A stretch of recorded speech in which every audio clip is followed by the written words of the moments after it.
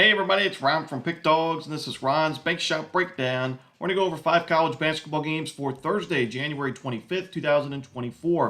Now, if you like what you see, make sure to give this video a big thumbs up and subscribe to our channel. Don't forget to put your college basketball picks in the comments section below. And if you're looking for my best bets, including my college basketball bank shot best bet, you can find those at the premium picks tab at pickdawgz.com. There's also a link in the description.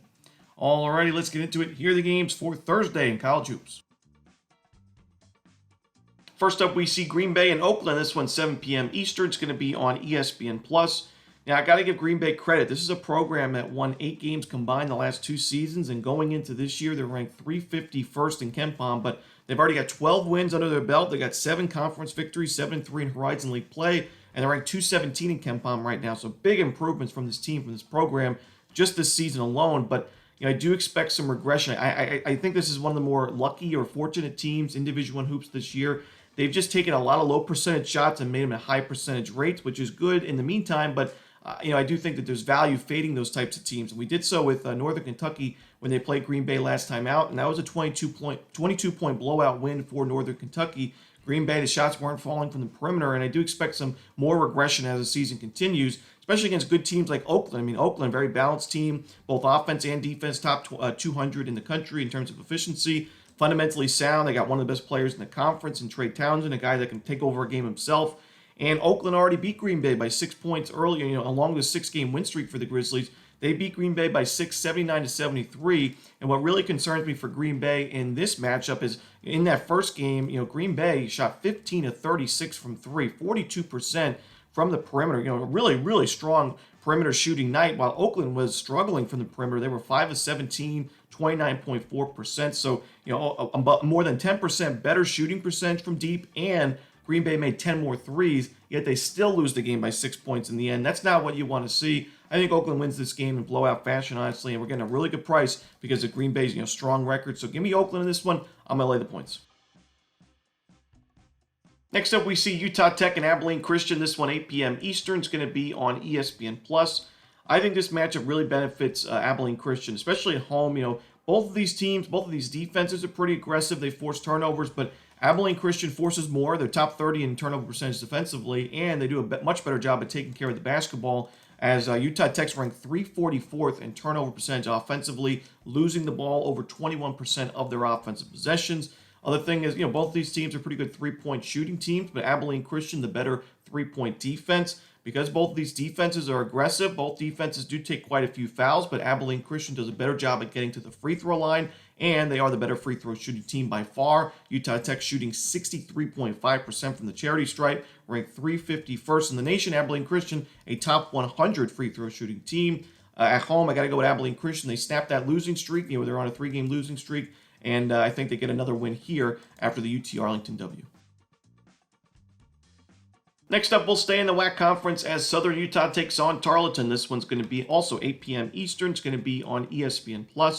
I've mentioned I do think Tarleton's quite overrated or overvalued. They're 12-6 right now. They're 5-2 in conference play, but I still don't recognize it as a contender in the WAC. A lot of teams are contenders in the WAC. This is kind of a wide-open conference year after year, but I still think Tarleton, when you look at the shot quality numbers, not a great team there. And when you look at the fundamentals, I think Southern Utah can compete with Tarleton in this game. Like I said with the last matchup, both teams like to force some turnovers, but Southern Utah does a pretty good job of taking care of the basketball. So while Tarleton's ranked 60th in the nation in turnover percentage defensively, I don't think the Thunderbirds are going to be too uncomfortable offensively in this game. They have a pretty strong backcourt, and I think they'll be able to take care of the basketball. Both defenses, because they're aggressive, they do take quite a few fouls, but Southern Utah does a much better job at getting to the free throw line, and they're a really solid free throw shooting team. 75.5% as a team. It's ranked 51st in the nation. Shot quality-wise, I think this offense is underrated. I think the defense is severely underrated for Southern Utah.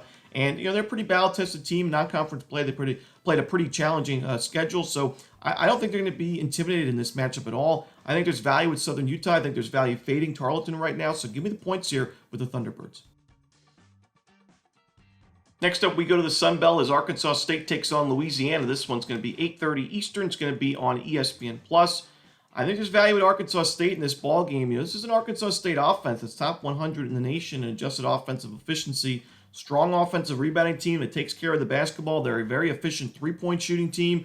And Louisiana, their defense, I don't think is trustworthy right now. They're a very poor defensive rebounding team. Like I said, the Red Wolves are very good at getting those offensive rebounds, second chance looks. They should be able to get plenty of those in this ball game, and those oftentimes lead to wide open three opportunities for the offense. So I think Arkansas State's offense will be just fine in this ball game. This is a revenge game for Arkansas State, but it was a close game the first time around, 84-80 the final score. That was a game where Arkansas State did not have a very good three-point shooting performance, shooting only 5 of 23 from the perimeter, 21.7%.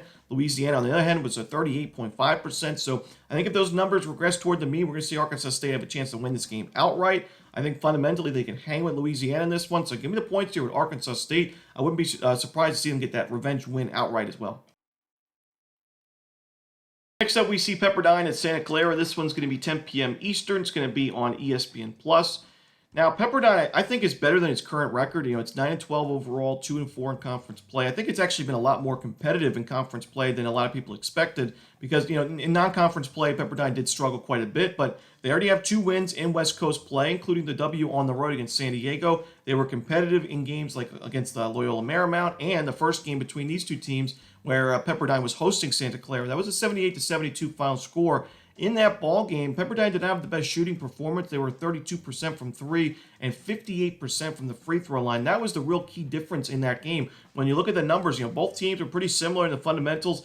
Santa Clara turned the ball over 1 more time. Pepperdine had 3 more offensive rebounds. So you can make the argument that Pepperdine was actually the better fundamental team in that game. But Santa Clara was 21-25 from the free throw line, 84%. Pepperdine 14-24. So I do think now in this matchup, even though Pepperdine's not a great free throw shooting team, neither is Santa Clara. They're ranked 238th in the country. So I expect still a very close game here. And Santa Clara turns the ball over quite a bit. Pepperdine's defense pretty aggressive, forces a good amount of turnovers. I think that could be a problem for the Broncos in this game. I don't trust Santa Clara's defense enough. It really struggled against Portland and Tyler Robertson. Although Santa Clara won that game and covered, they gave up 86 points in that ball game and 14-28 from 3 in that one. So I think Pepperdine's going to have its chances offensively to hang around in this game, maybe find an outright W. But I'm going to take the points with the Waves just in case in this revenge game. And that's it. Those are the games for Thursday in college basketball. Hope you enjoyed this video. If you did, don't forget to hit that like button and subscribe. And don't forget to put your college basketball picks in the comments section below. Again, if you're looking for my best bets, you can find those at Pick Dawgz Premium. As always, this is Romanelli. Good luck.